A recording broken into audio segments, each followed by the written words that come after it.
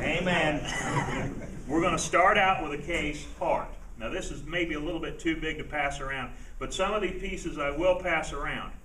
This is off of the back head of an 80 horsepower case.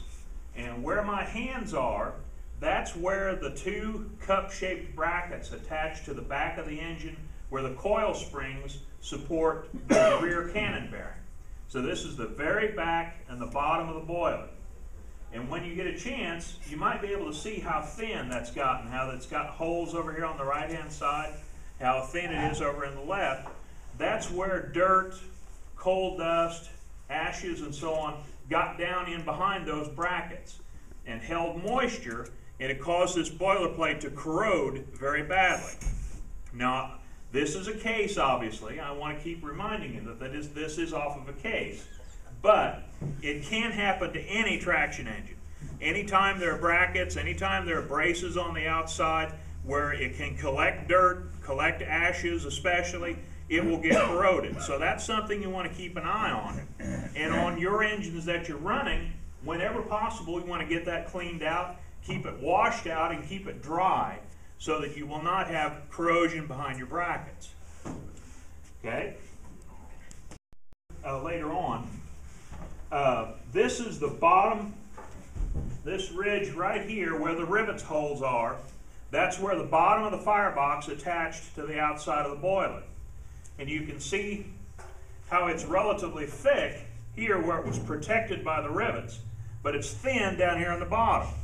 That's where the ashes had laid inside the firebox and corroded this material.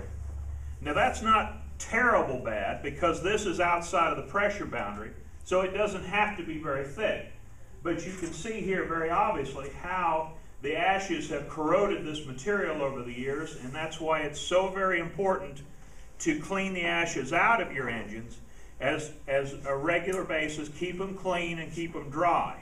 And there's almost nothing that's more corrosive than damp ashes, and this is the proof of it right here.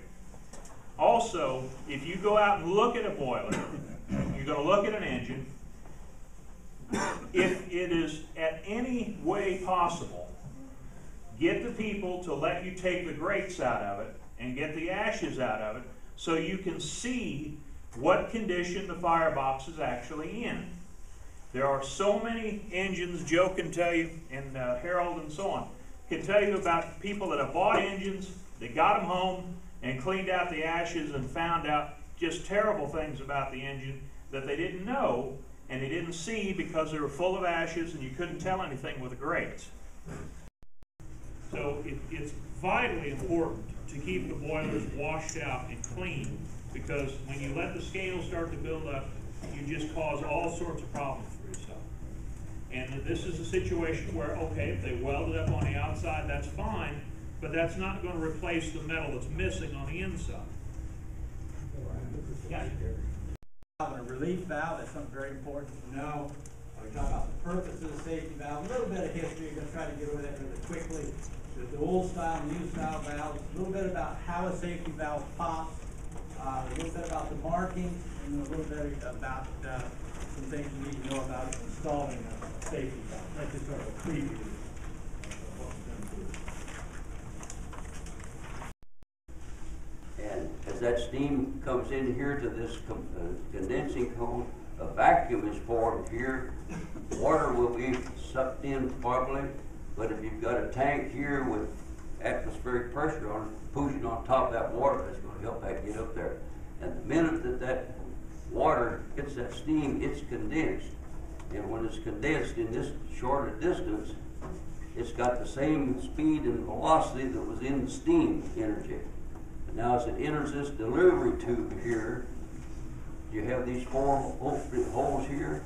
Those are like venturas in a carburetor that cause the vacuum. A vacuum is formed, this little washer moves up about 40 thousandths, and as that steam, water now speeds past these 8 holes here, a vacuum is formed all around that tube.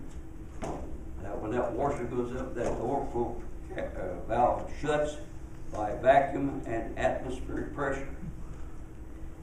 And then as that comes down through here, we've got a delivery tube parallel about a half an inch long below these 4 holes. Out here is putting pipe wrenches on this tailpipe. You get this convex surface on there, one down the side around with the concave seat on the injector. And you've got an air leak. You get an air leak on that water side, an injector can't work. And another thing that pay attention to, the water valve sits here, that the packing gland is good and tight, and when you open it, you can see what it is. Joe, I just remembered the owner. I always, when I visit the show, and the injectors are even shut off, I'm looking at this overflow pipe. If I've got drips of water coming out of there, maybe a little steam with it, I've got a check valve leak. If I have nothing but just pure steam, I got a steam valve leak.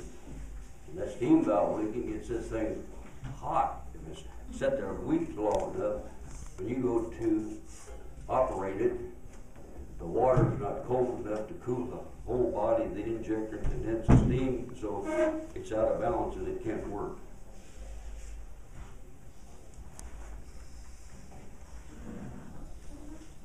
Another thing is the injector bodies are mounted and you're too close to the wrapper sheet. I came down here for the school the first time in 1998. Daddy Hatterberg come over to me and he said, Harold, he said, I've got that there Avery engine out there. And he said, I've got 2 injectors on it. He said, one of them never worked since I've had it here at home. And when I mentioned this about then, he called me a couple of days later after the school was over. He said, I went out there and found out that injector. He said, I couldn't muck my penknife between that injector and the wrapper sheet on that boiler. He said, I moved it over and it's working. Almost certainly I'm not on. Yeah, but I was looking to see if. He's gonna take you for $40. I was looking to see if Jack and HD 24 loader spreader box. The loader go about 10 feet. You put the. Jack, But anyway, I saw. Alvin needs to talk to you. And Mark. That I'm teaching, and he started a year ago running an engine. Now he's second year. He's done bought an engine. He's on the Illinois Historical Boiler Board, and you know he's just the knowledge is just unbelievable. And he used to be a tree trimmer. And used to be a tree trimmer, and I mean he's just come up the ladder like you won't believe. And so what we. Last year, I wanted to prune his limbs a little bit. So, you know, now today you heard Harold make the statement is, well, if Grandpa said that's the way it was, that's right. Well, that's a story I forgot to tell him. Yeah, well, I know. Well, you can tell that too. Which is, all of you need to listen real good when somebody tells you some of this stuff, because you never know, just like Chatty, you never know when he's telling you the truth or not. Some of them, you know, they get so innocent. You think they're just so innocent and they're telling you the truth. But you go to these shows and you'll run up to somebody and you think this guy's an expert. Now, he's just an expert about that and tell you all about it. Well, now, if you listen, I always like to know the answer before I ask the question. And that way I know whether he's doing. And I was over at a show one time, and this fellow was telling about how to put stay bolts in. And when he started off, I knew off the bat he'd never put one stay bolt in his life in. So I let him tell the whole story. He had about 4 or 5 guys there. And then I asked him, I said, boy, you put a lot of stay bolts. I said, what thread are that? Oh, it doesn't make no difference about the thread. I said, it doesn't. He said, no. I said, you just thread them in and just screw them right in there. Well, it does make a difference. There are 12 threads, and they're a different type than the regular thread, you know, speed thread. So, you know, you heard that story. See, there's the guys telling us, no, he didn't know anything. But I knew it was coming sooner or later. I sit here. you can sit right there. I knew I That's the should have book. went home. I know all about. Steam engines. Leaky flues. Now he got that messed up because he was riding a horse and it kicked him off and broke his collar. Now if he'd known he took the horse he was riding and took the horse shit up to the leaky flues and put it in there, we wouldn't have had no leaky flues. He's got these out of order here, see? You know? And then he knows all about injectors. What'd you have to do for it? Where's that piece of plastic you had? It's over there put away, I forgot all Oh, he's out here one day and he's hollering, oh, my injector won't work. And Harold had to go over there. Well, now he's been in injectors how many times? See? Now this book's got all, what he knows is all in this book. And I'm going to show you what he knows because he wrote it all down. Okay. Knowing where you should be. Jeff, when you parked that house trailer in that guy's driveway, that wasn't Morris's, was it? I'm afraid not. Know where you put your home for the night.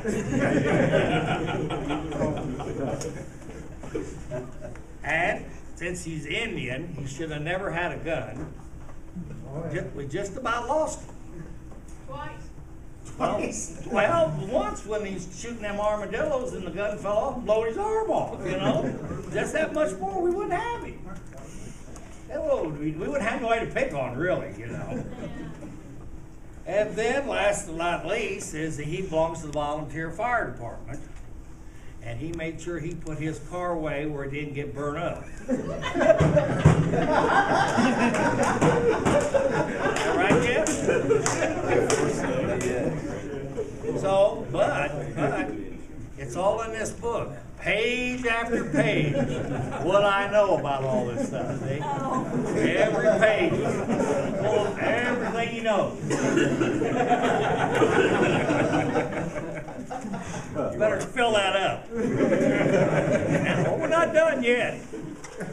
So, Harold hears this, and Harold says, well, I'll take care of that little guy. I hate to see him running around and burn his car up.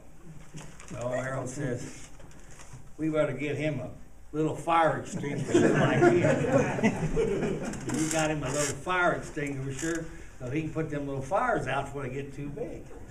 Now, Harold made that for you, baby. I'm telling you that. It's even all originals. He spent all winter on it. Oh, listen there. Two whole days. And laughed every minute. Now, That's some of my handiwork. now one. You treat that's just as good as Chatty's. Governor's Eyes got in the back eyes. of his head of his governor, yep. Now we have another one to pass out.